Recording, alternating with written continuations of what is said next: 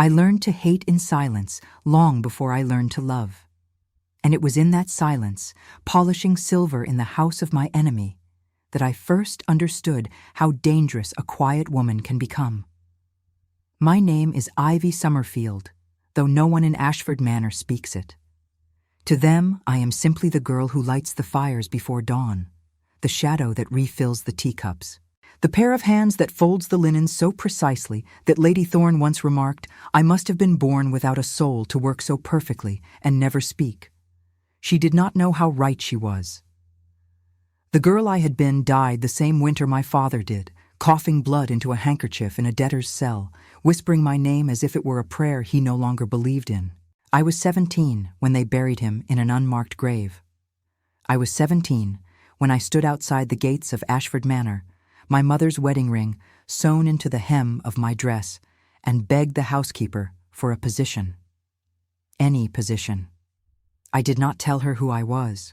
I did not tell her that my father, Edmund Somerfield, had once been the most respected jeweler in the county, that his hands had set the diamonds worn by queens, that he had served the Thorne family for 15 years before the old Duke accused him of theft and fraud and destroyed everything we had. I told her only that I could work, that I did not tire, that I had no family and nowhere else to go. Mrs. Cavendish looked at me with the sort of pity reserved for stray animals, and then she handed me an apron. That was 6 years ago. I have spent 6 years walking the halls of this house, learning its secrets the way a prisoner learns the walls of her cell. I know which floorboards creak outside the Duke's study. I know that the third window in the east corridor does not latch properly and lets in the rain. I know that Lady Thorne takes her tea with exactly 2 drops of laudanum when she believes no one is watching, and that the portrait of the late Duke in the gallery has eyes that seem to follow you no matter where you stand. I know the sound of every bell in the servants' quarters, which room they summon us to, which footsteps belong to which member of the household. I know the secret passages that the family has long forgotten, the ones built centuries ago for servants to move unseen, and I have walked them in the darkness so many times that I could navigate them blind. I know, too, about the diamond. It sits in a glass case in the formal drawing room, displayed on a velvet cushion, the color of midnight. The Ashford diamond, they call it. The heart of the family's honor, passed down through 7 generations of Thornes, a symbol of their purity and their unbroken lineage. Every guest who enters this house is shown the diamond.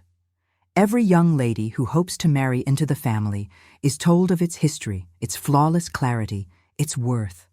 They speak of it as if it were a holy relic, as if the very soul of the Thorne dynasty had been crystallized and set upon that cushion for all to admire. But I know the truth. I knew it the first time I was sent to dust the case, 3 weeks into my employment. I had grown up in my father's workshop, surrounded by stones and settings, watching him hold gems up to the light and speak of them as if they were living things. He would sit me on his knee when I was small and let me peer through his loupe at the facets of a diamond, explaining how each angle caught the light, how the fire at the heart of a true stone danced and shifted with every movement. I knew the weight of a real diamond in my hand before I could read. I knew the way light bends through carbon, the cold fire that burns at the center of a true stone, the particular brilliance that no imitation can ever quite capture. And I knew, the moment I saw the Ashford diamond, that it was glass. Not even particularly good glass. The cut was too shallow. The facets caught the light at the wrong angles. There was no fire, no life, no dance of color within its depths. A trained eye could see it in an instant, and my eye had been trained since childhood by the greatest jeweler in 3 counties. My father must have seen it too, all those years ago when he was summoned to appraise the family's collection. He must have held that false stone in his hands, must have felt the wrongness of it, must have told the old Duke the truth. And the old Duke, rather than face the humiliation of admitting that his family's most sacred heirloom was a fraud, had destroyed my father instead. I remembered the night the constables came. I was 15 years old, sitting by the fire with my embroidery, when they broke down our door. They dragged my father from his chair, accused him of stealing from the Thorne family, of replacing their precious gems with worthless copies. My mother screamed. I screamed. But no one listened. The Duke's word was law in our county, and my father was a tradesman, a man who worked with his hands, a man whose honor meant nothing when weighed against the pride of an aristocrat. They took everything: our house, our workshop, my mother's jewelry, even the simple gold band my father had made for her on their wedding day. They took my father's reputation, his dignity, his will to live. By the time the trial was over, he had been sentenced to 5 years in the debtor's prison, though everyone knew he would not survive that long. The damp and the cold and the despair ate away at him, bit by bit, until there was nothing left but a hollow man who coughed blood and whispered my name. My mother followed him 3 months later. She simply stopped eating, stopped speaking, stopped rising from her bed. The doctor called it a fever, but I knew better. She had died of heartbreak, of shame, of the unbearable weight of watching everything she loved be taken from her by a man who cared more about his reputation than the truth. I carried this knowledge inside me like a second heartbeat. I let it keep me warm on the coldest nights when the fire in the servants' quarters burned low and I lay shivering beneath a thin blanket. I let it give me purpose when my hands ached from scrubbing and my knees bruised from kneeling on stone floors. I told myself that one day, when the moment was right, I would use it. I would stand before the world and reveal the Thornes for what they truly were: liars, frauds, murderers of innocent men. I did not know what that moment would look like. I only knew it would come. The new Duke was not like his father. This was the first thing I noticed about Lord Alaric Thorne when he returned to Ashford Manor after 3 years abroad. The old Duke had been loud, red-faced, prone to fits of rage that sent the servants scurrying for cover. He had died of apoplexy 2 winters past, collapsing at the dinner table with a glass of port still in his hand. And I confess I felt nothing but cold satisfaction when I heard the news. I had hoped he suffered. I had hoped he was afraid. I had hoped that in those final moments, as his heart gave out and his vision darkened, he thought of my father and understood that there is a justice in this world that no title can escape. His son was something else entirely. Alaric Thorne was tall and lean, with dark hair that fell across his forehead and eyes the color of winter storms. He moved through the house like a ghost, appearing in doorways without warning, watching everything with an expression that revealed nothing. He rarely raised his voice. He rarely smiled. The servants whispered that he had been changed by his time on the continent, that he had seen things in the war that had turned his heart to stone.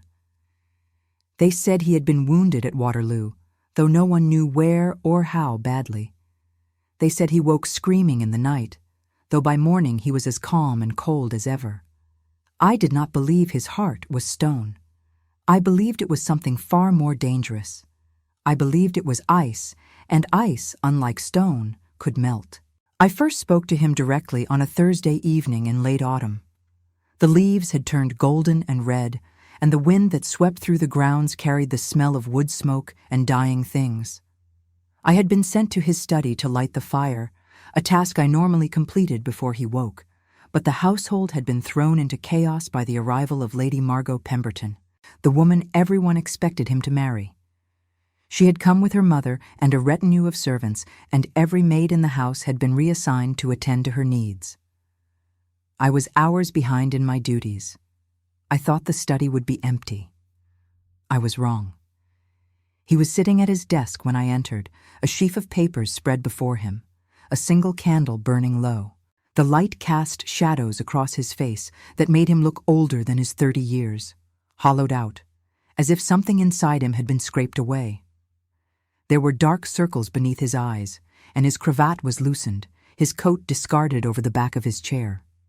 He looked, in that moment, like a man who had forgotten how to rest.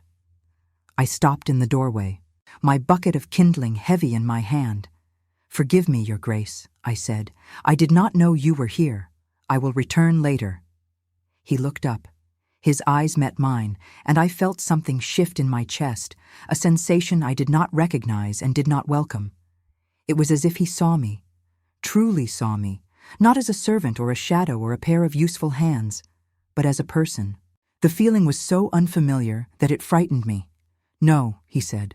"Come in. The fire should have been lit hours ago. I have been sitting here freezing like a fool because I did not wish to ring for someone." I crossed the room quickly, keeping my gaze lowered, and knelt before the hearth. My hands moved automatically, arranging the kindling, striking the flint, coaxing the first small flames to life. I had done this 1,000 times before. I could do it in my sleep. But I could feel him watching me, and the weight of his attention was like a hand pressed against my spine. "You are new," he said. "No, Your Grace. I have been here 6 years. A pause. "Then why have I not seen you before?" I did not look up from my work. The flames were catching now, spreading through the kindling, beginning to lick at the larger logs I had placed beneath them. "You have been away, Your Grace, and I am skilled at not being seen." He made a sound that might have been a laugh, though it held no warmth. "A useful skill," he said, "for a servant in this house." The fire caught fully, and I rose to my feet, brushing ash from my apron. The room was already beginning to warm, the chill retreating to the corners where the candlelight could not reach. I turned to leave, but his voice stopped me. "Wait." I waited. "What is your name?" I hesitated. No one had asked me that question in years. The other servants called me Somerfield, when they called me anything at all. Mrs. Cavendish called me girl. The family did not call me anything, because the family did not see me. I was invisible, a ghost among ghosts, and I had made my peace with that long ago. "Ivy," I said finally. "Ivy Somerfield." Something flickered in his expression, there and gone so quickly I could not name it. "Somerfield," he repeated. The word hung in the air between us, heavy with meaning I could not quite decipher. I knew a Somerfield once. A jeweler. He did work for my father. My hands tightened on the handle of my bucket. The metal dug into my palm, a sharp pain that helped me focus, helped me keep my voice steady when I replied, "Yes, Your Grace, that was my father." The silence that followed was long and terrible.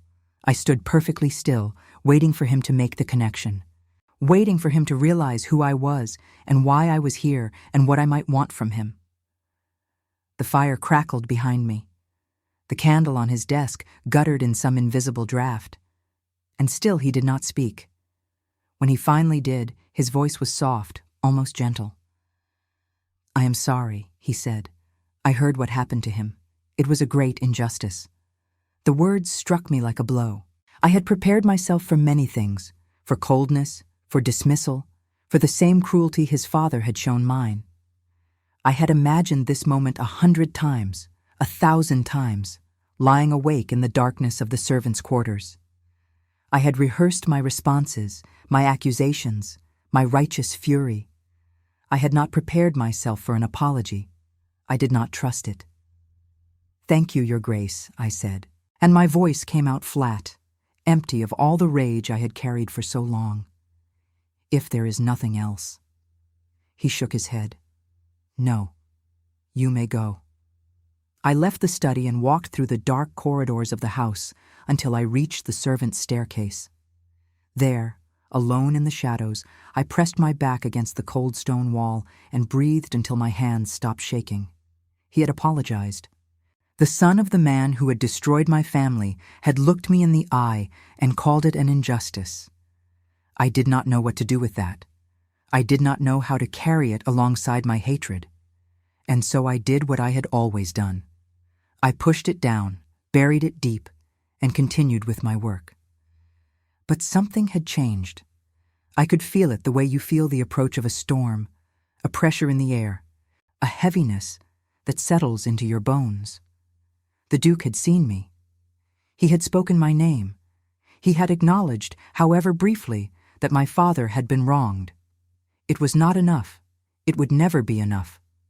But it was something, and that something terrified me more than his cruelty ever could. Lady Margot Pemberton noticed me for the first time 3 days later. I was arranging flowers in the morning room, a task that required precision and an eye for beauty that I had inherited from my mother. She had loved flowers, had filled our small house with them, even in the depths of winter, forcing bulbs in the kitchen window so that we always had something bright to look at. I thought of her as I worked, of her gentle hands and her soft voice, and I did not hear the door open behind me. "You," a voice said, sharp as a blade. "Girl." I turned. Lady Margot stood in the doorway, her silk skirts rustling, her golden hair perfectly arranged beneath a hat adorned with feathers. She was beautiful in the way that expensive things are beautiful, polished and perfect, and utterly without warmth. Her eyes were pale blue, almost colorless, and they swept over me with the kind of assessment one might give a horse at auction. I curtsied. "My lady, I need my breakfast tray brought to my room immediately, and tell whoever prepared it yesterday that the eggs were cold and the toast was burned. If it happens again, I will speak to the housekeeper about dismissal." Yes, my lady. She did not thank me. She did not even wait for me to leave before she turned away, examining her reflection in the mirror above the fireplace. She adjusted a curl, smoothed an invisible wrinkle in her gown, and smiled at herself with the satisfaction of a woman who has never been denied anything in her life. But as I reached the door, she spoke again. "Wait. I know you, do I not? You are the one the Duke spoke to in his study the other night." I felt the blood drain from my face. I did not know how she could have learned of that conversation. One of the other servants must have seen me leaving, must have mentioned it in passing. Or perhaps she had her own ways of watching, her own network of eyes and ears throughout the house. A woman like Lady Margot did not rise to her position without knowing how to gather information. "I lit his fire, my lady," I said carefully. Nothing more. She turned to look at me, and her eyes were sharp, calculating, filled with a cold intelligence that made my skin prickle with warning. "I see," she said. "Well, let us hope that is all you lit." She smiled then, a smile that did not reach her eyes, and waved her hand in dismissal. I walked to the kitchen, with her laughter echoing in my ears, and I understood something I had not understood before. Lady Margot Pemberton was not simply a woman seeking a title and a fortune. She was a woman who saw threats everywhere and eliminated them without mercy. She had clawed her way to the top of society through cunning and calculation, and she would not allow anyone, least of all a servant girl with ash on her apron, to stand in her way. She had decided I was a threat, and in that moment, standing in the cold corridor with the smell of bread baking and the sound of pots clanging in the distance, I decided something too. I would not wait for the right moment to reveal the truth about the diamond. I would create it. The days that followed were filled with a strange electricity, as if the very air of Ashford Manor had been charged with something volatile and dangerous. I went about my duties as I always had, lighting fires, polishing silver, changing linens, but beneath the surface of my calm exterior, my mind was working furiously. I had spent 6 years waiting for the right moment, and now I understood that such moments do not simply arrive. They must be built, brick by brick, out of patience and planning and the kind of cold determination that my father had never possessed. He had been a good man, an honest man, and his goodness had destroyed him. I would not make the same mistake. The engagement ball was to be held in 3 weeks' time. Lady Margot had insisted upon it, declaring that the announcement of her betrothal to the Duke must be an event that all of society would remember. Invitations had been sent to every family of consequence within 100 miles. The kitchens were already in chaos, planning menus and preparing supplies. Seamstresses had been brought in from London to create gowns for the occasion. And in the formal drawing room, the Ashford diamond would be displayed in a place of honor, a symbol of the legacy that Lady Margot was about to inherit. It was perfect. It was exactly what I needed. I began to make my preparations carefully, methodically, in the small hours of the night when the house was silent and even the other servants slept. I had learned, over the years, where the tools were kept, the hammers and chisels and files that the groundskeepers used for their work. I had learned which doors could be opened without a sound and which stairs could be climbed without a creak. I had learned how to move through Ashford Manor like a shadow, unseen and unheard, and now I would use that knowledge for the purpose I had always intended. But as the days passed, something unexpected began to happen, something I had not planned for and did not know how to stop. I began to see the Duke everywhere. It was as if our conversation in his study had broken some invisible barrier between us, had made me visible to him in a way I had never been before. He noticed me now when I entered a room. He nodded to me in the corridors. Once, passing me on the stairs, he paused and asked if I was well, if I was getting enough rest, and the question was so unexpected that I could only stammer a reply before fleeing to the safety of the servants' quarters. I told myself it meant nothing. I told myself he was simply being kind, that his guilt over his father's actions had made him aware of my presence, that he would forget me soon enough once the engagement was announced and his life moved forward into the glittering future that Lady Margot had planned for him. But there was something in the way he looked at me, something searching and curious and almost sad that made it difficult to believe my own reassurances. One evening, a week before the ball, I was summoned to the library to tend the fire. It was late, well past the hour when the family usually retired, and I expected to find the room empty. Instead, I found the Duke standing by the window, staring out at the moonlit gardens with a glass of brandy in his hand. He did not turn when I entered, but he spoke as if he had known I was there all along. "You move very quietly, Miss Somerfield." "I am a servant, Your Grace. Quiet movement is required." He made that sound again, that humorless laugh that seemed to contain more sorrow than amusement. "Yes," he said. "I suppose it is."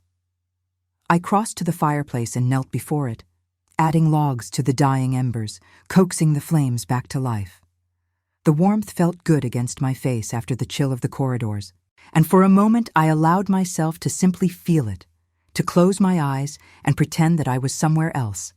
Someone else, a woman without a vendetta and without a plan. "May I ask you something?" His voice startled me. I opened my eyes and found him watching me, his expression unreadable in the flickering light. "Of course, Your Grace."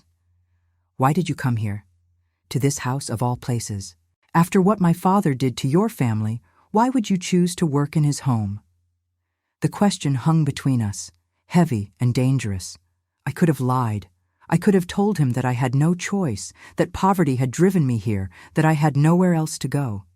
All of these things were true, but they were not the whole truth, and something in his eyes made me want to give him more than half-truths and evasions. "I came because I wanted to understand," I said slowly, choosing my words with care. "I wanted to know what kind of people could destroy an innocent man and sleep peacefully in silk sheets. I wanted to see the walls that my father's tears had helped build. I wanted to remember, every day, what had been taken from me." He was silent for a long moment. Then he set down his glass and walked toward me, stopping a few feet away, close enough that I could smell the brandy on his breath and the sandalwood of his cologne. "And have you found your understanding?" I looked up at him, and I did not bother to hide the bitterness in my voice. "I have found that the wealthy are no different from the poor, except that they have more ways to hide their cruelty. I have found that a title does not make a man honorable, and a fortune does not make him just. And I have found that the truth matters very little when weighed against the convenience of a lie." He flinched.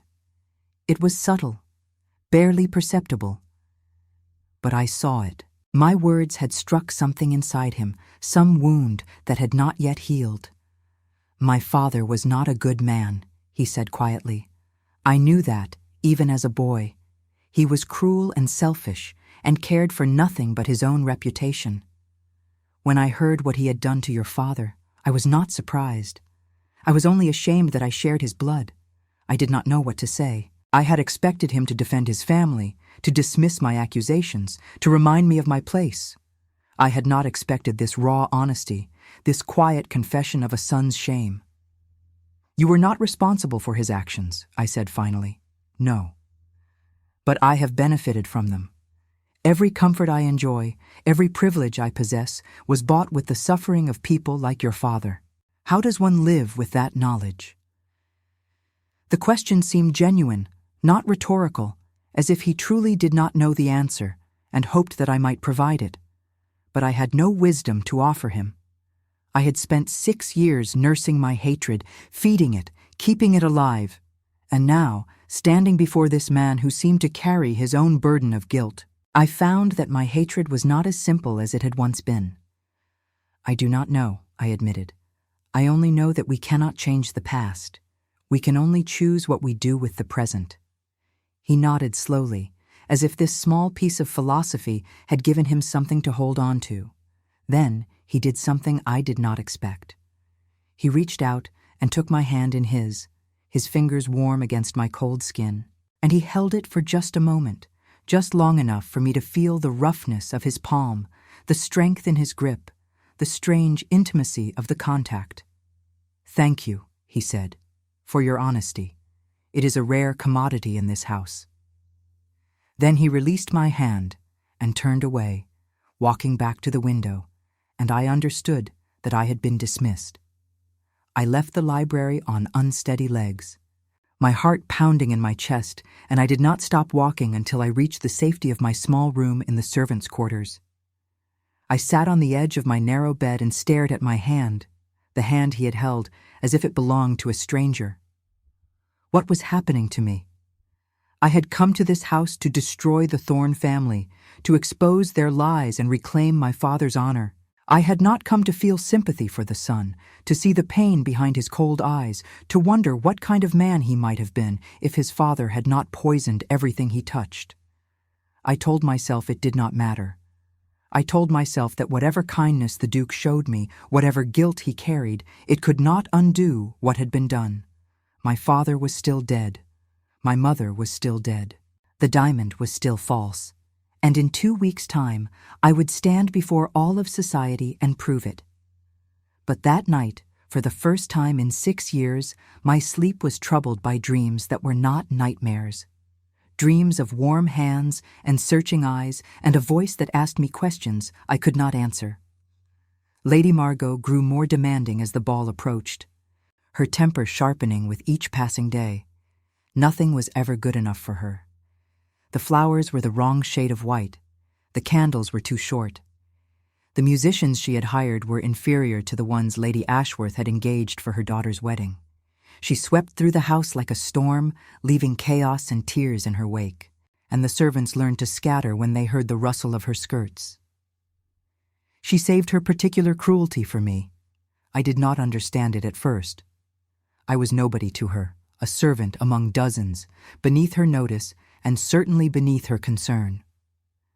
But she watched me with those pale, calculating eyes, and she found reasons to criticize me at every turn. My curtsy was too shallow. My hair was not properly pinned beneath my cap. I had looked at the Duke for a moment too long when I served him his tea. This last accusation came on a Tuesday afternoon, in the middle of the drawing room, in front of Mrs. Cavendish and 3 other maids. Lady Margot's voice was sharp enough to cut glass. "Do you think I have not noticed the way you look at him? The way you linger in doorways, hoping he will speak to you? You are a servant girl, a nothing. And if I catch you making eyes at my future husband again, I will have you thrown out of this house without a reference." I kept my gaze lowered, my hands clasped before me, my face carefully blank. "I meant no disrespect, my lady. Your very existence in this house is disrespect. You are the daughter of a thief, are you not? Yes, I know who you are. I know everything that happens in this house. Your father stole from the Thorne family, and you have the audacity to walk these halls as if you belong here." The words were designed to wound, and they did. I felt them sink into my skin like poison, spreading through my veins, igniting the hatred I had tried so hard to keep banked. But I did not let it show. I had learned long ago how to wear a mask, how to swallow my rage and present a face of perfect submission. My father was innocent, I said quietly. Lady Margot laughed, a high, brittle sound that echoed off the walls. Innocent. Is that what you tell yourself? Is that the lie that helps you sleep at night? Your father was a common criminal, and you are nothing but his worthless offspring. Remember that, girl. Remember your place. She dismissed me with a wave of her hand, and I walked out of the room with my head held high and my heart full of fire. I had known that I would expose the diamond. I had known that I would destroy the Thorne family's reputation. But now, for the first time, I wanted to destroy Lady Margot as well. I wanted to see the look on her face when she realized that her perfect future, her title, her fortune, her position in society was built on a foundation of lies. I wanted to see her fall. The days blurred together in a haze of preparation and anticipation. The great ballroom was cleaned from floor to ceiling, its chandeliers polished until they sparkled like captured stars. Fresh flowers arrived by the cartload, filling the air with their heady perfume. The kitchen worked through the night, producing mountains of pastries and delicacies that would be consumed in a single evening by guests who would not spare a thought for the hands that had made them. And through it all, I watched. I waited. I planned. I had found the hammer I needed in the groundskeeper's shed, a small but sturdy tool with a wooden handle worn smooth by years of use. I had hidden it beneath a loose floorboard in my room, wrapped in an old petticoat to muffle any sound. I had memorized the layout of the formal drawing room, had calculated exactly how many steps it would take to reach the glass case where the diamond was displayed, had practiced the motion of raising my arm and bringing the hammer down with all my strength. I would wait until the engagement was announced. I would wait until Lady Margot was standing beside the Duke, basking in the admiration of society, secure in her triumph. And then I would step forward, and I would speak, and I would shatter not just the diamond, but everything the Thorne family had built on the grave of my father's honor. The night before the ball, I could not sleep. I lay in my narrow bed, staring at the ceiling, listening to the distant sounds of the house settling around me. Tomorrow would change everything. Tomorrow I would take my revenge, and nothing would ever be the same. I thought of my father, of his kind eyes and his gentle hands, of the way he used to sing to me when I was small. I thought of my mother, of her quiet strength and her unwavering love, of the way she had looked at my father as if he hung the moon and stars. I thought of the life we should have had, the home we should have kept, the future that had been stolen from us by a cruel man's lies. And I thought of the Duke, of his unexpected apology, of his confession of shame, of the way his hand had felt wrapped around mine, warm and strong and strangely comforting. I thought of the way he had looked at me in the library, as if he truly saw me, as if I were more than a servant, more than the daughter of a disgraced jeweler, more than a ghost haunting the halls of his ancestral home. I did not want to think of him. I did not want to feel anything for him except the cold hatred I had carried for so long. But feelings, I was learning, do not obey our commands. They grow in the dark places of the heart, fed by moments we do not choose and words we cannot forget. Tomorrow I would destroy his family. Tomorrow I would expose the lie that had killed my father and broken my mother's heart. Tomorrow I would have my revenge. But tonight, alone in the darkness, I allowed myself to wonder what might have been. If we had met in another life, another circumstance, if I had been a lady and he had been a gentleman and there had been no blood between us, no history, no debt of pain and grief, would he have looked at me the same way? Would he have held my hand and thanked me for my honesty? Would he have seen something in me worth seeing? It was a foolish thought, a dangerous thought. And I pushed it away as the first gray light of dawn began to creep through my window, painting the walls of my small room in shades of pearl and silver. The ball was tonight, and nothing would stop me now. The evening of the ball arrived wrapped in the golden light of 1,000 candles. Ashford Manor had been transformed into something out of a dream, every surface gleaming, every corner adorned with flowers and silk and the kind of beauty that only vast wealth can buy. Carriages began arriving at dusk, their wheels crunching on the gravel drive, disgorging lords and ladies in their finest attire. The women wore gowns of satin and velvet, their necks and wrists dripping with jewels that caught the light and scattered it like captured stars.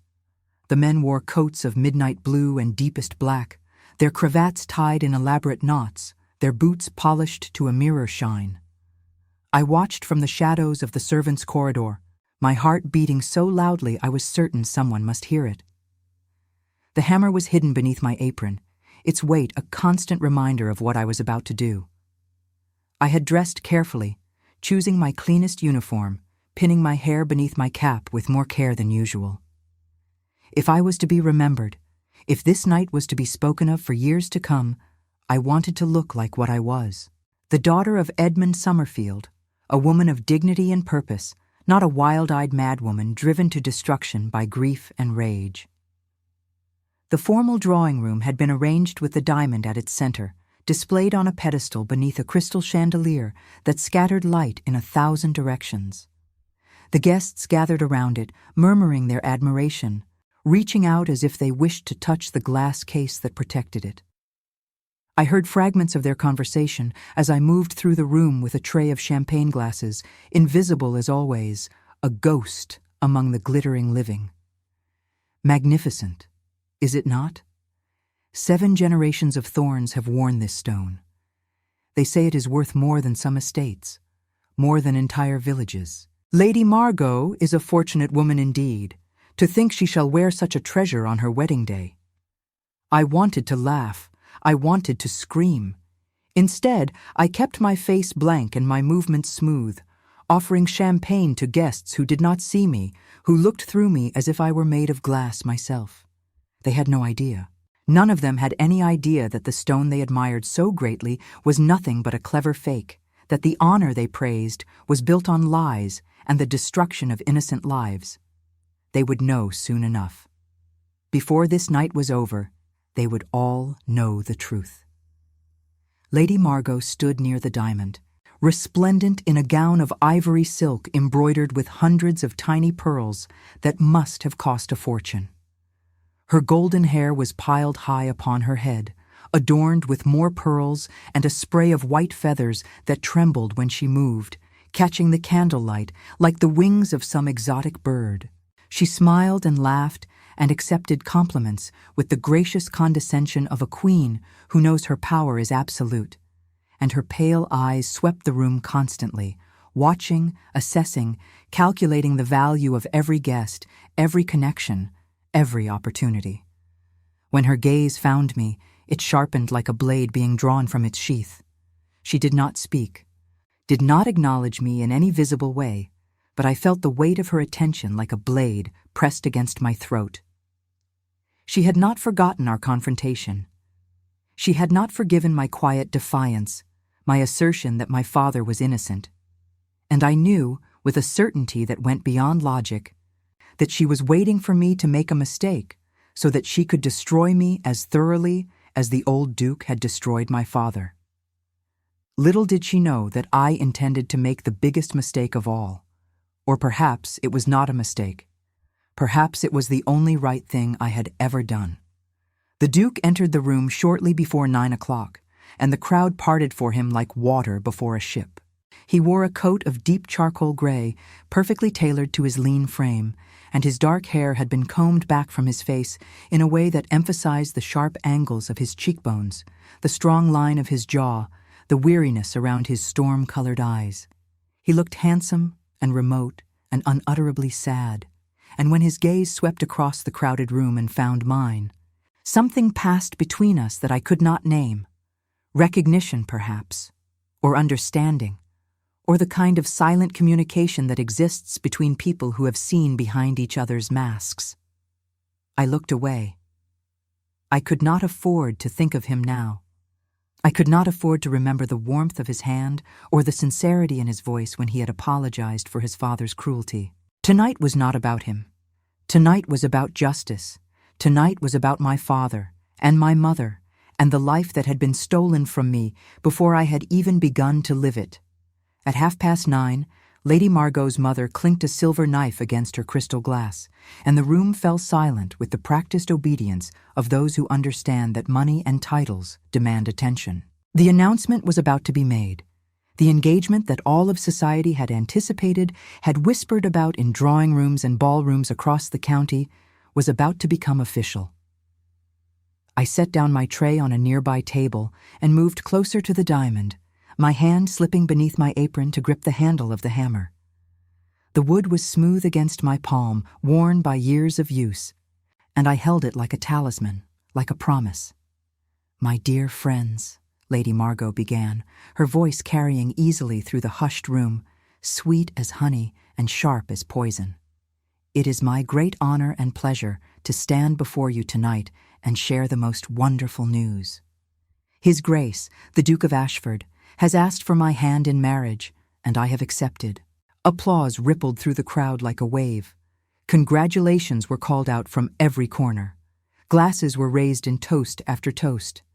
Lady Margot beamed and reached for the Duke's arm, pulling him close to her side, claiming him before all of society as her prize, her trophy, the culmination of all her scheming and calculation. I watched him. I could not help myself. And what I saw made my chest tighten with something that felt almost like grief, almost like pity, almost like something I dared not name. He was smiling, but the smile did not reach his eyes. He was accepting congratulations, but his voice was flat, mechanical, empty of joy. He looked like a man going through the motions of a life he had not chosen, trapped by duty and expectation and the weight of a legacy he had never wanted. For one terrible moment, I hesitated. I thought of what this would do to him, the scandal that would follow, the ruin of his reputation, the end of his engagement to a woman he clearly did not love. I thought of the pain in his eyes and the guilt in his voice and the way he had called my father's destruction an injustice. He was not his father. He had not chosen this deception. He had not known the truth. Did he deserve to suffer for sins he had not committed? But then Lady Margot laughed, a high, triumphant sound that echoed off the walls and the ceiling and the crystal chandelier. And she gestured toward the diamond with a proprietary air that made my blood boil in my veins. "And of course," she said, "I shall have the honor of wearing the legendary Ashford diamond. 7 generations of Thorn brides have worn this magnificent stone, and I shall be the 8th. Is it not the most beautiful thing you have ever seen?" The guests murmured their agreement. They pressed closer to admire the diamond, their faces lit with avarice and admiration, with envy and desire. And I knew in that moment that I could not turn back. My father had died for this lie. My mother had died of heartbreak. I had spent 6 years as a ghost in this house, waiting for this moment, and I would not let it pass. I would not let Lady Margot wear that false stone and parade it before society as if it were real. I would not let the Thorn family's honor remain intact while my father's remained in ruins. I stepped forward, pushing through the crowd, and my voice rang out clear and strong in the sudden silence. "That diamond is fake." The words fell like stones into still water, sending ripples of shock through the assembled guests. Heads turned, gasps echoed, whispers spread like wildfire, passing from lip to lip again. Lady Margot's face went white, then red, then white again, her carefully constructed composure crumbling before my eyes. The Duke stared at me, his expression unreadable, his storm-gray eyes fixed on my face as if he were trying to see into my very soul. "How dare you?" Lady Margot hissed, her voice trembling with rage. "How dare you speak to your betters in such a manner? Guards, remove this girl at once. Remove her immediately." But I was already moving, pushing past the last of the guests. reaching the pedestal where the diamond sat in its glass case like a false god on a false altar. I pulled the hammer from beneath my apron and raised it high, and the crowd screamed and scattered like frightened birds, their fine gowns and polished boots carrying them away from me as fast as they could move. The Duke lunged toward me, his hand outstretched. "Stop," he commanded, his voice cutting through the chaos. "What are you doing? Have you lost your mind?" I looked at him, and I let him see everything, all the pain and rage and grief I had carried for so long, all the nights I had lain awake planning this moment, all the years I had spent as a shadow in his house. "I am proving the truth," I said, and my voice did not waver. "I am proving what my father knew, what he died for, what your father destroyed him to hide." And then I brought the hammer down. The glass case shattered with a sound like breaking ice. The diamond flew from its velvet cushion and skittered across the polished floor, spinning and tumbling until it came to rest against the toe of a lady's satin slipper. She screamed and leaped back as if it were a poisonous snake. And when I raised the hammer again and brought it down on the stone itself, it did not resist. It did not sparkle with the indestructible brilliance of true carbon. It did not survive.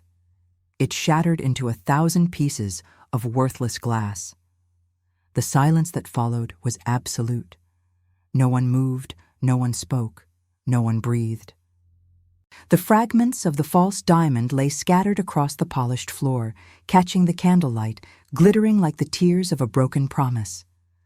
"My father was Edmund Somerfield," I said, and my voice carried through the frozen room.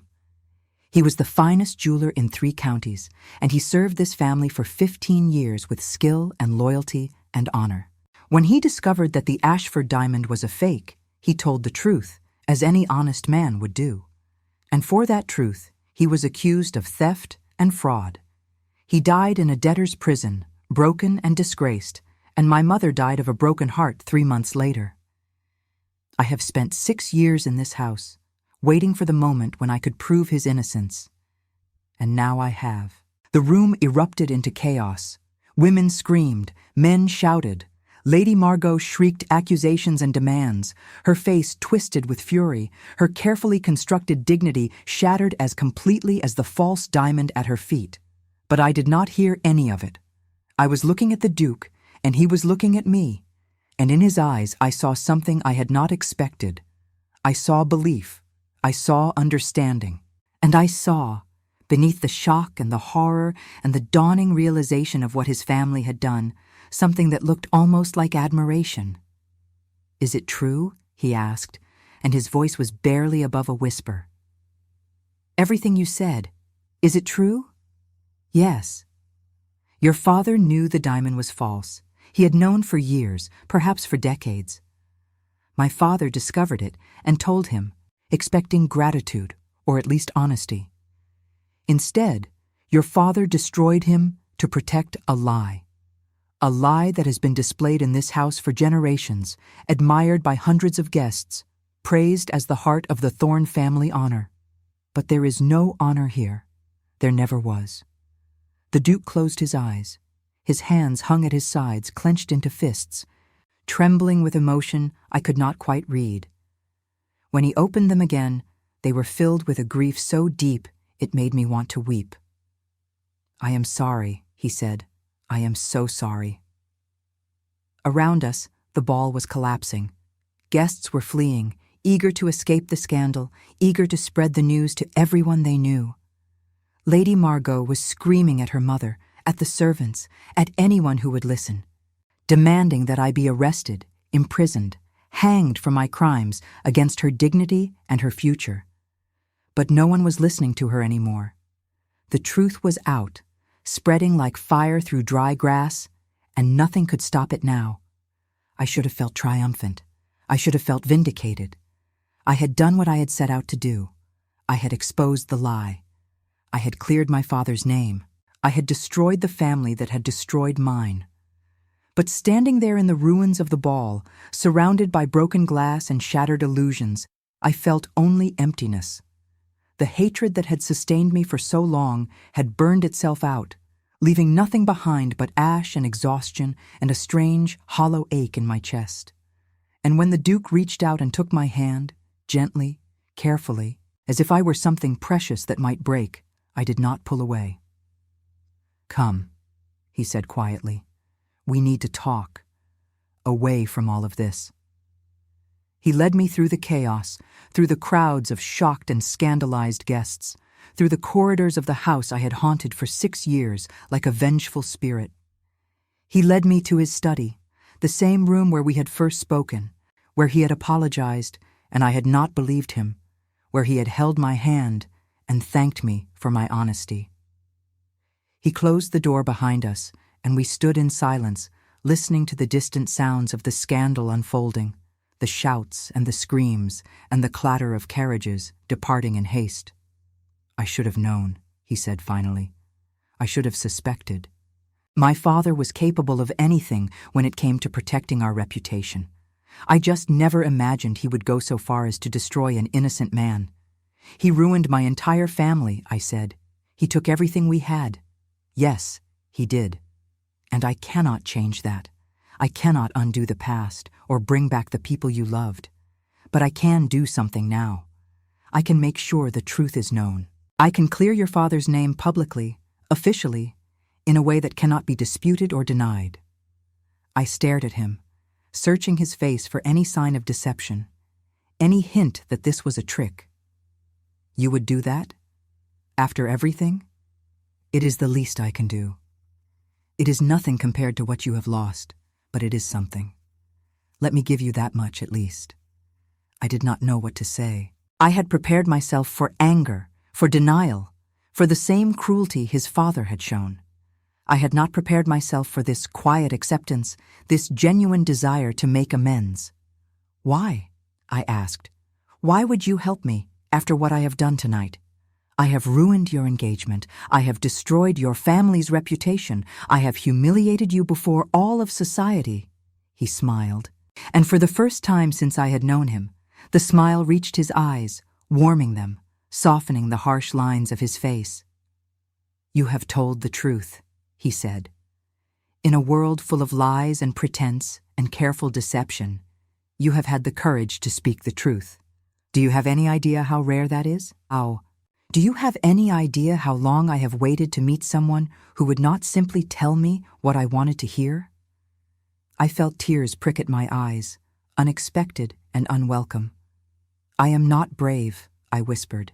"I am just tired of pretending." "Then perhaps we have that in common." He reached out and brushed a tear from my cheek, his touch gentle, almost reverent, as if I were something precious he was afraid to break. And in that moment, standing in the candlelit study with the wreckage of the evening spreading behind us like a dark tide, I felt something I had not felt in 6 long years. I felt hope. The days that followed the ball were the strangest of my life. I had expected to be arrested, imprisoned, perhaps even transported to the colonies for my crime against the Thorne family. I had expected to be cast out of Ashford Manor, with nothing but the clothes on my back and the satisfaction of knowing I had told the truth. I had expected, in the darkest corners of my imagination, to follow my parents into an early grave destroyed by the same family that had destroyed them. Instead, I found myself installed in a guest chamber on the 2nd floor, with clean linens and a fire in the grate, and a lady's maid named Clara who brought me tea each morning and looked at me with something that might have been respect or perhaps wonder, as if I were a creature from a storybook come suddenly to life. The Duke had insisted upon it. He had stood before Mrs. Cavendish and the remaining staff and declared that I was to be treated as a guest of the household, that I was to be given every comfort, that anyone who spoke ill of me or treated me with disrespect would answer to him personally. His voice had been calm but firm, leaving no room for argument, and the servants had scattered to obey.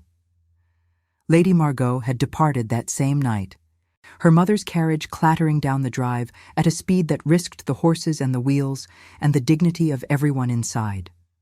I had watched from an upper window, hidden behind the curtains, as she was helped into the carriage by a footman whose face betrayed no emotion, She had paused before climbing in, turning to look back at the house with an expression of such pure hatred that even from a distance it made my blood run cold.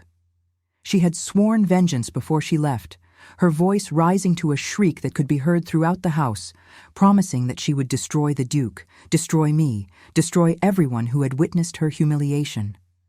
But her threats rang hollow in the face of the truth, and by the time the sun rose the next morning, she was nothing but a memory and a cautionary tale whispered in the servants' quarters. The scandal spread through society like wildfire. Within a week, everyone from London to the Scottish border knew the story of the false diamond and the maid who had shattered it with a groundskeeper's hammer.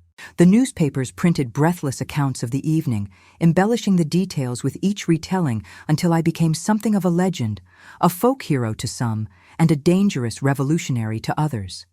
Some called me brave, some called me mad, some called me the destroyer of an ancient and honorable family. I read the articles when Clara brought them to me, my hands trembling as I saw my name in print, as I read descriptions of myself that seemed to belong to someone else entirely. But the Duke did exactly as he had promised. He commissioned an investigation into his father's dealings, hiring solicitors and investigators from London to examine every record, every transaction, every accusation that had been made against my father all those years ago. They worked for hours each day in the study, surrounded by ledgers and letters, piecing together the truth from fragments of evidence that had survived the old Duke's attempts to destroy them. Within a fortnight, they had uncovered the full extent of the deception. The original Ashford diamond had been sold decades ago to pay gambling debts, replaced with a glass replica that the old Duke had been terrified to acknowledge. My father had discovered the fraud during a routine appraisal and had been destroyed for his honesty. The Duke published the findings in every major newspaper. He wrote letters in his own hand to every family of consequence, acknowledging his father's crime and formally clearing the name of Edmund Somerfield. He established a fund to compensate the families of those who had been wronged by the Thorne estate over the years, and he made a substantial donation to the Prison Reform Society in memory of the man who had died in a debtor's cell for telling the truth. I wept when I learned of this, alone in my chamber, tears of grief and gratitude mingling on my cheeks. I watched all of this from my strange new position in the household, caught between worlds, no longer a servant, but not quite a guest, not quite anything I had a name for. The other servants did not know how to treat me. Some were kind, offering small gestures of sympathy and support, pressing my hand when we passed in the corridors, or leaving small gifts of flowers outside my door. Others were resentful, whispering that I had risen above my station, that I was putting on airs, that no good could come from a maid who forgot her place. I tried not to listen. I tried to focus on the fact that my father's name had been cleared, that his honor had been restored, that the world finally knew the truth I had carried alone for so many years. But at night, alone in my fine new chamber, with its silk curtains and its feather bed and its view of the moonlit gardens, I found myself thinking of other things. I found myself thinking of the Duke. He came to see me every day without fail. Sometimes we talked for hours, sitting by the fire in the small parlor that had been set aside for my use, speaking of everything and nothing, of books and music and the strange ways of the world. He brought me volumes from the library, novels and poetry, and books of philosophy that he thought I might enjoy. He asked my opinions and listened to my answers as if they mattered, as if I were his equal rather than a former servant with ash still faintly staining the skin of her palms. He told me about his time on the continent, about the horrors he had witnessed in the war, about the friends he had lost and the faith he had struggled to maintain in the face of so much death and destruction. I told him about my childhood in my father's workshop, about the beauty of a perfectly cut stone catching the light, about the mother who had loved flowers and the father who had loved truth above all else. We did not speak of the future. We did not speak of what might happen next, of where I would go or what I would do now that my mission was complete. We simply existed in the present, two broken people finding unexpected comfort in each other's company. healing wounds we had not known we carried. But I could not ignore the way my heart quickened when he entered a room. I could not ignore the warmth that spread through my chest when he smiled at me, when he laughed at something I said, when his hand brushed against mine as he passed me a cup of tea. I could not ignore the way his eyes lingered on my face, the way his voice softened when he spoke my name, the way he seemed to lean toward me as if drawn by some invisible force. I could not ignore the fact that I was falling in love with him, slowly and inevitably, like water wearing away stone or spring melting winter's ice. It terrified me. I had come to this house to destroy the Thorne family. I had spent 6 years nursing my hatred, keeping it alive like a flame in the darkness, feeding it with memories of my parents and the life that had been stolen from me. And now that hatred was gone, burned away in the conflagration of a single evening, and in its place was something I had never expected to feel, something I was not sure I deserved to feel, something that felt like betrayal and salvation all at once. How could I love the son of the man who had destroyed my family? How could I allow myself to hope for a future with someone whose very name had once been a curse on my lips? The guilt ate at me, gnawed at my conscience in the quiet hours of the night when sleep would not come. I felt as if I were betraying my parents, betraying their memory, betraying everything I had believed about justice and revenge and the simple, clean satisfaction of righting a wrong. But then the Duke would look at me with those storm-gray eyes, soft and searching and full of something I dared not name, and I would forget why I was supposed to resist. He would say my name, Ivy, and it would sound like music, like poetry, like a prayer whispered in the darkness. He would reach for my hand, and I would give it to him without thinking, and for a moment, just a moment, I would allow myself to believe that perhaps love could grow from the ashes of hatred after all. Perhaps the heart was capable of transformations we could never predict or control. One evening, 3 weeks after the ball, he came to me with a letter in his hand. His face was pale beneath the candlelight, his expression troubled, and I knew immediately that something was wrong. "What is it?" I asked, rising from my chair by the fire. He handed me the letter without speaking. "It is from Lady Margot," he said finally. "She has not given up." I read the letter, my hands trembling as I absorbed its contents.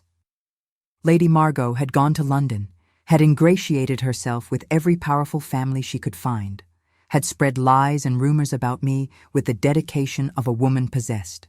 She had convinced several influential families that I was a fraud, a schemer, a dangerous criminal who had manipulated the Duke for my own nefarious purposes. She had called for an investigation, had demanded that I be arrested and tried for theft and destruction of property. She had vowed that she would not rest until I was ruined, until I suffered as she had suffered, until I understood that there were consequences for crossing a woman of her position and power. "She will not succeed," the Duke said, his voice firm with conviction. "I will not allow it." "You cannot control what society believes," I said quietly, setting down the letter. "If enough people speak against me, if enough powerful families take her side, there is nothing you can do. I am still a servant in their eyes. I am still nothing." He took the letter from the table and threw it into the fire, watching as the flames consumed it. "Watch me," he said. Over the following days, I learned what it meant to have the Duke of Ashford as an ally. He called in every favor he was owed, reached out to every friend he had made during his years on the continent, leveraged every connection his family had built over generations of wealth and power. He invited journalists to the house to hear my story in my own words, sitting beside me as I spoke, his presence a silent declaration of support. He commissioned a portrait of my father from a renowned artist to be displayed in the gallery alongside generations of thorns as an act of public atonement. He made it clear, in ways both subtle and direct, that anyone who attacked me was attacking him, and that he would use every resource at his disposal to defend my honor, as if it were his own. Lady Margot's campaign began to falter, The families she had courted grew reluctant to take her side against a duke who had proven himself willing to fight. The rumors she had spread were overshadowed by the documented truth of my father's innocence. Slowly, inevitably, the tide of public opinion began to turn in my favor. But the Duke did not stop there. One afternoon, he summoned me to the formal drawing room, the same room where I had shattered the false diamond before the assembled guests. I entered hesitantly, unsure of what to expect, my heart pounding with a mixture of anticipation and fear. I found him standing beside the empty pedestal where the glass replica had once sat, his hands clasped behind his back, his expression unreadable. "I have something for you," he said. He reached into his pocket and withdrew a small velvet box, worn at the edges as if it had been handled many times over many years. When he opened it, I gasped aloud, my hand flying to my mouth. It was a diamond. A real diamond, smaller than the Ashford replica had been, but flawless, its facets catching the light and throwing rainbows across the walls like captured fragments of joy. It was the most beautiful stone I had ever seen, more beautiful even than the gems my father had worked with in his shop all those years ago. "This belonged to my grandmother," he said softly. "It is the only genuine diamond my family ever possessed, hidden away for generations because it was not grand enough to display. I want you to have it." "I cannot accept this," I whispered, even as my fingers ached to touch it. "You can. You must. Consider it a small repayment for everything my family took from yours. Consider it a symbol of the truth we have reclaimed together." He placed the box in my hands, and I stared down at the diamond, at its cold fire and its perfect clarity, at the way it seemed to hold all the light in the room within its depths. My father would have appreciated this stone. He would have held it up to the light and spoken of its qualities, its virtues, its beauty. He would have understood what it meant, this gift from the son of his enemy. "Thank you," I said, and my voice broke on the words. The Duke reached out and lifted my chin, forcing me to meet his eyes. His gaze was intense, searching, filled with an emotion I was afraid to name but could no longer deny. "Ivy," he said, "I need to tell you something." My heart stopped. I waited, barely breathing. "When you came to this house 6 years ago, I was away at war. When I returned, I was broken, empty, convinced that I would never feel anything again. My father's death freed me from his cruelty, but it did not free me from his legacy. I thought I would spend the rest of my life trapped in this house, going through the motions, marrying a woman I did not love, producing heirs I did not want, pretending to be someone I was not." He paused, and when he spoke again, his voice was barely above a whisper, intimate and raw. "And then you told the truth. You stood before all of society and spoke words that no one else would dare to speak. You destroyed the lie that had poisoned my family for generations, and in doing so, you set me free. I do not understand," I said. He smiled, and it was the most beautiful smile I had ever seen, full of warmth and hope and something that looked very much like love. "I am trying to tell you that I love you," he said. "I love your courage and your honesty and the fire that burns inside you.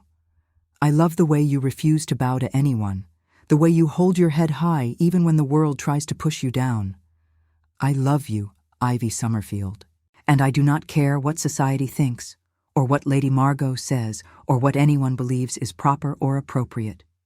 Tears streamed down my face. I could not speak. I could not breathe. I could only stand there, the diamond clutched in my trembling hands, as the Duke of Ashford declared his love for me. "You do not have to answer now," he said gently, brushing a tear from my cheek. "I know this is unexpected. I know there is history between our families that cannot be erased. I only ask that you consider it. Consider what we might build together, if we are brave enough to try." He pressed a kiss to my forehead, gentle and reverent. And then he left me alone in the drawing room, with my thoughts and my tears and the diamond that sparkled in my hands like a promise of things to come. I stood there for a long time, watching the light fade outside the windows, thinking of my parents and the life they had lost, thinking of the Duke and the life he was offering me. I thought of hatred and love, of revenge and forgiveness, of the strange and winding paths that bring us to the places we never expected to find ourselves. And slowly, carefully, like a flower opening to the sun after a long winter, I began to believe that perhaps I could have both. Perhaps I could honor my parents' memory and still allow myself to love. Perhaps I could carry the past with me and still walk into the future. Perhaps, after all these years, I could finally allow myself to be happy. I did not give him my answer that day, nor the next, nor the day after that. I needed time to think, to feel, to understand what was happening inside my own heart. For 6 years, I had known exactly who I was and what I wanted. I had been the daughter of Edmund Somerfield, the woman who would avenge her family's honor, the ghost who walked the halls of Ashford Manor with vengeance burning in her veins. Now that purpose was gone, that identity dissolved like morning mist in sunlight, and I was left with the terrifying freedom of becoming someone new. I walked the gardens in the early mornings, when the dew still clung to the roses, and the world was quiet except for the singing of birds. I traced the paths my mother would have loved, imagining her beside me, her arm linked through mine, her gentle voice commenting on the beauty of each bloom. I imagined what she would say if she could see me now, standing at the crossroads of my life, uncertain which path to take. Would she be proud of what I had done? Would she understand the confusion that gripped my heart? Would she give me permission to love the son of the man who had destroyed us? Or would she turn away in disappointment? I thought I knew the answer. My mother had been a woman of great love, of great forgiveness, of great faith in the goodness of human hearts. She had taught me to see beauty in unexpected places, to find hope in the darkest hours, to believe that people could change and grow and become better than they had been. She had loved my father not for his skill or his reputation, but for his kindness, his honesty, his gentle soul. If she had met Alaric Thorne, if she had seen the man he truly was beneath the weight of his father's legacy, I believed she would have understood. I believed she would have taken his hand and welcomed him as a son. And my father? My father had valued truth above all things. He had died for it, had sacrificed everything rather than participate in a lie. But he had also valued mercy.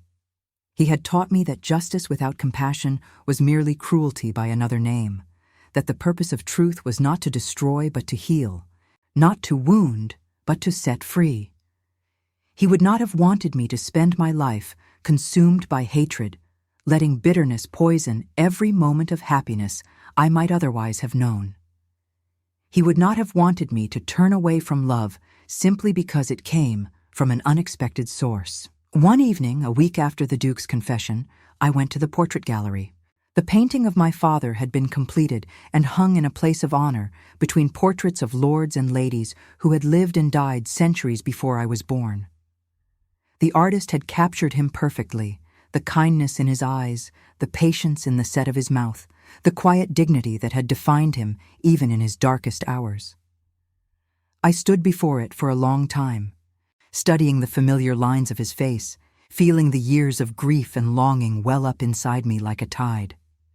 "I did it," I whispered to him, my voice barely audible in the hushed gallery. "I told the truth. I cleared your name. The world knows now that you were innocent, that you were honorable, that you did not deserve what happened to you." The portrait did not answer, of course. Paintings do not speak, and the dead do not return no matter how desperately we wish they would. But I felt something shift inside me, some weight I had carried for so long finally beginning to lift, like the first breath after a long illness. "And now I do not know what to do," I continued, the words tumbling out of me in a rush. "There is a man who loves me, a good man. A man who has done everything in his power to make amends for his father's sins. He makes me feel things I did not know I could feel anymore. He makes me believe that there might be happiness waiting for me if I am brave enough to reach for it. But I am afraid. I am afraid that loving him means forgetting you, forgetting everything we lost, forgetting the pain that brought me here. I paused, wiping tears from my cheeks with the back of my hand. Tell me what to do, I begged. Tell me if it is right. The gallery was silent. The candles flickered in their sconces, casting dancing shadows across the walls. And then, so softly I might have imagined it, I felt a warmth settle over my shoulders, like the memory of an embrace, like the ghost of a father's love reaching across the divide between worlds. I closed my eyes and let myself feel it, that phantom comfort, that whisper of presence. And I knew, in that moment, that my father would not want me to be afraid. He would want me to be happy. He would want me to take the love that was being offered and hold it close and build something beautiful from the ruins of our shared grief. He had not died so that I could live half a life. He had died so that I could live fully, bravely, without the chains of lies binding me down. When I opened my eyes, the Duke was standing in the doorway. "I thought I might find you here," he said quietly. He walked toward me, his footsteps echoing on the marble floor, and came to stand beside me before the portrait of my father. For a long moment, neither of us spoke. We simply stood together, looking up at the face of the man whose death had brought us to this place, whose sacrifice had made possible everything that had happened since. "He looks kind," the Duke said finally. He was. He was the kindest man I ever knew. I wish I could have met him. I wish I could have apologized to him in person, told him how deeply I regret what my father did, how much I wish I could undo the harm that was caused. I turned to look at him, at this man who had become so important to me, at the face I had grown to love despite everything that lay between us. "He would have forgiven you," I said. He was not a man who held grudges. He believed that people could change, that the sins of the father did not have to be the sins of the son. He would have seen you for who you are, not for who your father was. The Duke met my eyes, and I saw hope flickering there, fragile and bright as a candle flame in a drafty room. "And you?" he asked. "Can you forgive me? Can you love me, despite everything?" I reached out and took his hand, feeling the warmth of his skin, the strength of his fingers intertwining with mine. "I already do," I said. The smile that broke across his face was like the sun emerging from behind clouds after a long storm. He pulled me into his arms and held me close, and I buried my face against his chest and let myself cry, let myself feel the relief and the joy and the overwhelming sense of coming home after a long journey through darkness. "Marry me," he whispered against my hair. "Marry me, Ivy. Let me spend the rest of my life making amends for the past and building a future worthy of your father's memory." I pulled back to look at him, to see the sincerity in his eyes, to make certain this was real and not some dream born of longing and exhaustion. "Society will never accept it," I said. "A duke marrying his former servant, the daughter of a man his family destroyed. The scandal will follow us forever. We will be whispered about in drawing rooms and ballrooms for the rest of our lives." "I do not care about society," he said firmly. "I care about you. I care about truth and honor and the chance to do something right for once in my life. Let them talk. Let them whisper. We will be too happy to notice." I laughed, a sound I had not made in years, bright and free and full of wonder. And then I said the word that changed everything. Yes, we were married in the spring, when the gardens of Ashford Manor were in full bloom and the air was sweet with the scent of roses and honeysuckle. It was a small ceremony, attended only by those who had proven themselves true friends in the aftermath of the scandal, those who had stood by us when it would have been easier and safer to turn away. The vicar who performed the service was the same man who had baptized me as an infant, who had presided over my parents' funeral, who had wept when he learned the truth of what the old Duke had done. He spoke the words of the marriage rite with tears in his eyes and a smile on his face, blessing our union with a joy that felt like absolution. I wore a simple gown of ivory silk, nothing like the elaborate confection Lady Margot would have chosen. My grandmother's diamond hung at my throat, catching the light that streamed through the chapel windows and scattering it in rainbows across the stone walls. Clara had arranged my hair with flowers from the garden, the same flowers my mother had loved, delicate blooms of white and pink that smelled of springtime and new beginnings. When I looked in the mirror before the ceremony, I saw her face looking back at me, proud and happy and at peace. The Duke, my husband now, held my hand throughout the service. His voice was steady when he spoke his vows, but I could feel the trembling in his fingers, the emotion he was fighting to contain. When the vicar pronounced us man and wife, he kissed me with such tenderness that I felt my heart might burst from the fullness of it. After the ceremony, we walked together to the portrait gallery. We stood before my father's painting, hand in hand, and I introduced my husband to the man who had made me who I was. "Father," I said, "this is Alaric. He is going to take care of me now. He is going to make sure that your sacrifice was not in vain, that your name is honored, that your granddaughter knows the truth of who you were." The Duke squeezed my hand. "I swear it," he said to the portrait. "I swear on my life and my honor that I will love her and protect her and give her the happiness she deserves." We stood there for a long moment, the three of us, the living and the painted and the memory of the dead. And then we turned and walked out into the sunlight, into the future, into the life we would build together. The years that followed were not without challenges. Society was slow to accept our union, and there were those who never forgave us for the scandal that had rocked their world. Lady Margot continued her campaign of whispers and lies for a time, though her influence waned as the years passed and newer scandals captured the attention of the gossips. She married eventually, a viscount with gambling debts and a wandering eye, and I heard that her life was not a happy one. I felt no satisfaction in her misery. I had moved beyond such petty concerns. Some doors remained closed to us.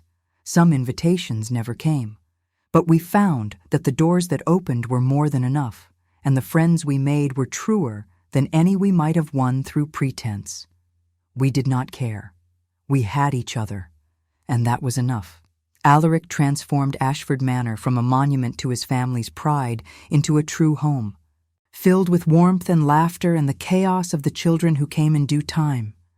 We had 3 of them, 2 girls and a boy, and we raised them to value truth above reputation, kindness above status, love above all the empty honors the world had to offer. We told them the story of their grandfather, the jeweler who had died for his honesty, and we taught them to be proud of the blood that ran in their veins. They grew up knowing that courage was not the absence of fear, but the decision to act despite it. I established a school in the village for the children of servants and tradespeople, teaching them to read and write and cipher, giving them the tools they would need to build lives of dignity and purpose. I funded apprenticeships for those with talent, helped young women find positions that did not require them to sacrifice their souls for a wage. I became, in time, a woman of influence and respect, not because of my husband's title, but because of my own actions, my own choices, my own determination to make the world a little better than I had found it. And through it all, Alaric stood beside me. He supported my causes, championed my dreams, loved me with a constancy that never wavered through all the seasons of our life together. He grew into the man his father had never allowed him to be, shedding the cold armor he had worn for so long, revealing the warmth and humor and gentleness that had been hidden beneath. We argued sometimes, as all married couples do, but we never let the sun set on our anger. We had both lost too much to waste our time together on petty grievances. On the 10th anniversary of our wedding, we returned to the portrait gallery. The painting of my father still hung in its place of honor, but it was no longer alone. Beside it hung a new painting, one I had commissioned as a gift for my husband. It showed the 2 of us together, seated on a bench in the garden, our children playing at our feet, the manor rising behind us in the golden light of late afternoon. The artist had captured something true in our expressions, something that spoke of love and trust and the quiet contentment of a life well lived. I thought it should hang here, I told Alaric, beside my father, so that he can see what his sacrifice made possible. My husband put his arm around me and pulled me close. "He would be proud of you," he said. "I know he would be proud." I leaned my head against his shoulder and looked at the two paintings, the past and the present, the grief and the joy. "I learned to hate in silence," I said softly, remembering the words I had spoken to myself so many years ago. "But I learned to love out loud." Alaric kissed the top of my head. "And that," he said, "is the greatest victory of all." We stood there together as the afternoon light faded, as the candles were lit and the shadows grew long, as the house settled into the peaceful quiet of evening. Behind us, the sounds of our children's laughter echoed through the corridors, filling the spaces that had once been haunted by grief and secrets and lies. I had come to Ashford Manor seeking revenge. I had found something far more precious. I had found redemption. I had found love. I had found a home. And in the end, that was worth more than all the diamonds in the world, real or false. This was my story, the story of a maid who told the truth when truth was dangerous, who loved when love seemed impossible, who built a life from the ashes of everything she had lost. I tell it now so that it will not be forgotten, so that my children and their children will know that courage is not the absence of fear, but the decision to act despite it. I tell it so that anyone who has ever been silenced, who has ever been dismissed, who has ever been told that their voice does not matter, will know that they are wrong. Your voice matters. Your truth matters. You matter. And sometimes, if you are brave enough to speak, you will find that the world is listening after all.